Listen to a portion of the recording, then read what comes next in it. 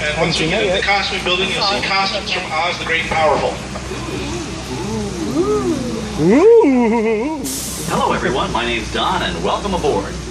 We're heading into the back lot of Disney's Hollywood Studios. This production area was built in 1988 as a Florida counterpart to the Walt Disney Studios in Burbank, California. We included sound stages, recording studios, high-tech editing rooms, all the tools needed to create movies, TV shows, and radio broadcasts. We've even got our very own water tower too. It's up ahead on the left side of our shuttle. We call it the Earful Tower. It's inspired by the water tower Walt Disney had built for his Burbank studio in 1939. Our Florida tower stands a lucky 13 stories high, and we added our own creative touch, a giant set of Mickey Mouse ears. If you wanted to wear those ears, you'd have to have a hat size of 342 3/8. Up ahead, after the next bend in the road, you'll have a perfect opportunity to take a picture of this famous icon. In the world of entertainment, every project starts with a screenplay and a lot of creative ideas. A production studio is where the ideas of writers, producers, and directors are transformed into an on-screen reality. Within these huge spaces, filmmakers can literally create their own worlds. Our Florida sound stages are soundproof, weatherproof, and most importantly, air-conditioned. All vitally important for the cast, crew, and equipment. Many of the crafts needed for filmmaking are located right here on the lot. On the left, we have our own greens department. It grows flowers, trees, shrubs, and topiaries. A few well-placed plants can cover up empty spots in the set and add a touch of natural beauty to a scene. On the right are two vintage World War II aircraft. But these P-40 replicas were created specifically for the big screen, even though they look as if they could join the action at any moment. You might say these high flyers are real characters. Oh, keep your cameras focused to the right. We're coming up on that perfect angle of the Earful Tower I told you about. It's a true masterpiece.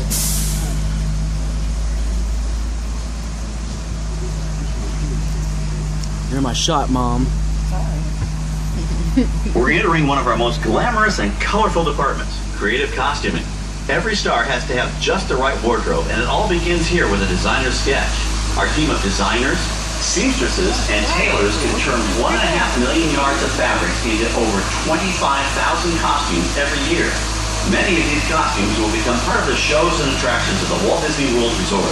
In fact, here in Florida, we have the largest working wardrobe department in the world. Why, Mickey Mouse alone has over 175 different outfits to choose from, while Minnie Mouse keeps more than 200 unique costumes in her wardrobe. Couldn't really see that one.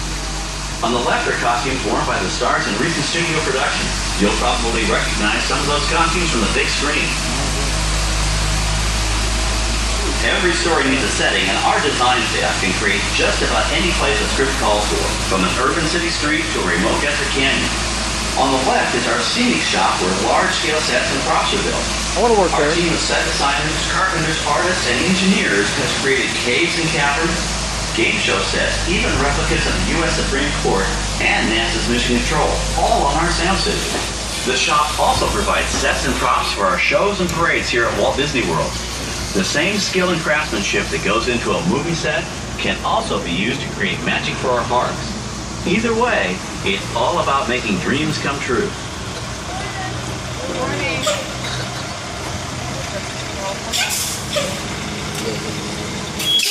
Now we're entering a zone we call the Boneyard. It's an outdoor storage area for oversized props and vehicles. Cars, trucks, boats, planes, we often save these props in case we need them for future productions. In this backlot collection, you may find real working vehicles, non-working mock-ups, and even large-scale miniatures used in special effects shots. Large-scale models create a more convincing illusion on camera.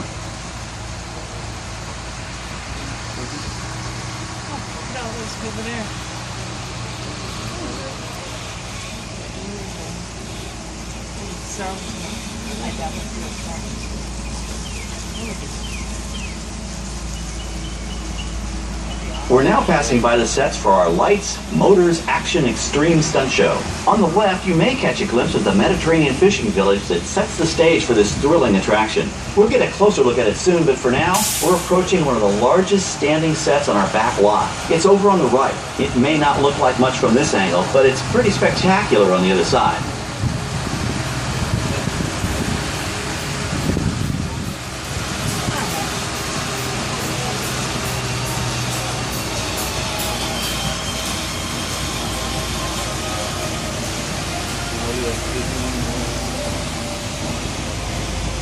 That's the plane Walt Disney flew over. This is great, folks. The production crew has just given us clearance to enter the set. Hello, Backlot Tour. I'm Amy, a production coordinator here at the studios. I can see your shuttle heading toward our canyon set. I've given your driver permission to come in and take a look around. I'm up here with our effects crew, and we're getting ready to shoot a test sequence. Oh, on the way in, you're going to be crossing a wooden bridge, and things may get a little bumpy, so please, hold on to your belongings, especially hats, cameras, and glasses, and keep an eye on any small children in your party. And of course, please remain seated at all times. Welcome to the set.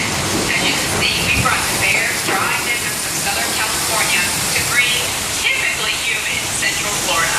This set is based on real locations that our production designer took pictures of. Our set crew spent about 6 months building the canyon, but we've used it for a number of TV shows and specials over the years. For our upcoming production, the script called for a tanker truck. We found this one in our metal yard, but it was too big to drive into place. So we picked it up with a crane and set it down here. We're up on the overhead platforms, and I see our director has arrived. As soon as the rain effect is ready, we'll begin the sequence. This sudden shower is really just a special effect. We've rigged up a series of water nozzles just above your tram. The water sprays in a crisscross pattern to create a sense of depth. But this storm only covers the first few feet of the set.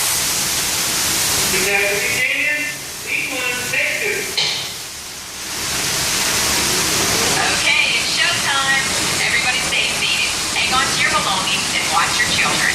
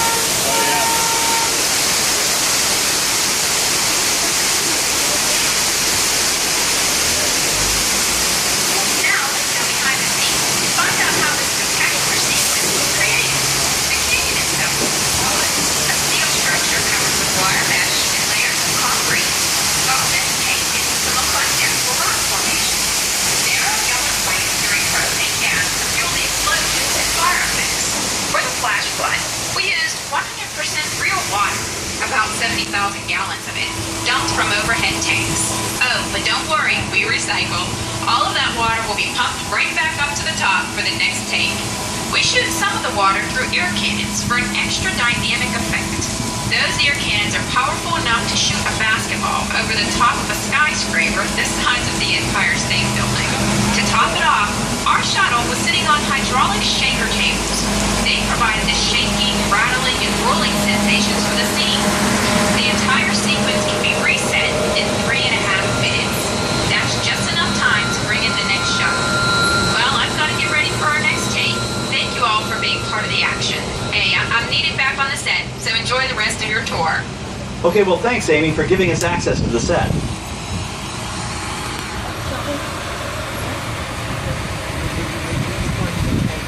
Hi everybody, I'm Bob Scanaway, director of the new Disney Toon Studios animated feature, Planes, Fire and Rescue. Looks like the historic aircraft on the right is getting into the spirit of our new film. It would fit right in with Dusty Cropper, Dipper, and all their high-flying friends from Piston Peak National Park. You know, that plane was known at airports across the country as November 234 Mickey Mouse, or the Mouse for short. Back in the early 1960s, Walt Disney himself used this plane to scout locations for what he referred to as the Florida Project. His team purchased many acres of land here in Central Florida, but they kept the Disney connection a well-guarded secret. Eventually, the secret was out, and the Walt Disney World Resort became a reality. Enjoy the rest of your tour, and I hope you enjoy Planes, Fire, and Rescue.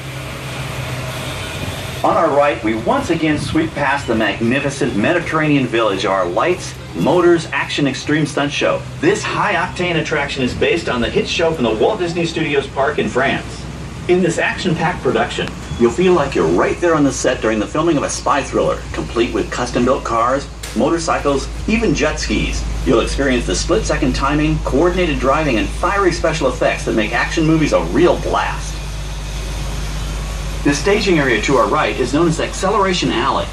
Here, the custom-built stunt show vehicles rev their engines up to 70 miles an hour before making their high-speed entrances onto the stage for our Lights, Motors, Action Extreme Stunt Show. Of course, these are professional stunt drivers. We hope you'll enjoy their daring driving skills, but please don't try them yourself. On the left, we've reached our second boneyard with more historic props and vehicles. When we reuse older props in a new production, they're often refitted with custom parts and given a whole new color scheme. You might not even recognize them the next time you see them on screen. For instance, coming up is our friend Herbie the Love Bug. He went through a special demolition derby makeover. Those dents and dings were added on purpose, but he can be polished up as good as new for his next starring role.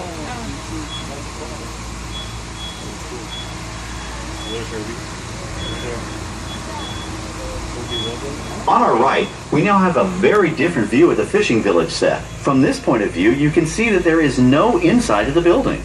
They are just false fronts or facades. In the movie business, set builders only create what the camera has to see. It's an old movie trick dating all the way back to the silent era. To add to the sense of realism and avoid the cost of set building, many of today's television shows and movies film on location in cities and towns across the U.S. But out in the real world, you've got to contend with noise, traffic, crowds, and various visual elements that may or may not belong in your film. Here on the backlot, we can avoid these problems because we created our very own flexible urban environment. Our Streets of America facades can stand in for a small town or a giant metropolis. As we come around the last corner on our route, you'll see the skyline of New York City in the distance. It's really a series of painted flats, expertly designed to fool the eye and the camera. We can dress and decorate these streets to look like any city we want, from Chicago to San Francisco. Depending on the choice of vehicles, props, and costumes, we can even turn back the clock and set our story in a different time. And what's more, these sets are built with Florida weather in mind. They're made to withstand 100-mile-an-hour winds. You're welcome to visit our Streets of America anytime during your visit today and get an up-close look at the skills of our set designers and builders. We've just about reached the end of our tour. Our final stop is the American Film Institute Showcase, where you can see the actual costumes and movie props used in some of Hollywood's most famous films. There are some pretty amazing items in there, so feel free to take all the time you like. Please stay seated until our tram comes to a complete stop and check around you for any personal items that may have fallen during our trip. Well, as they say in Hollywood, that's a wrap. Thanks for joining our backlot tour, and we hope you'll come back to visit us again soon. Welcome back, ladies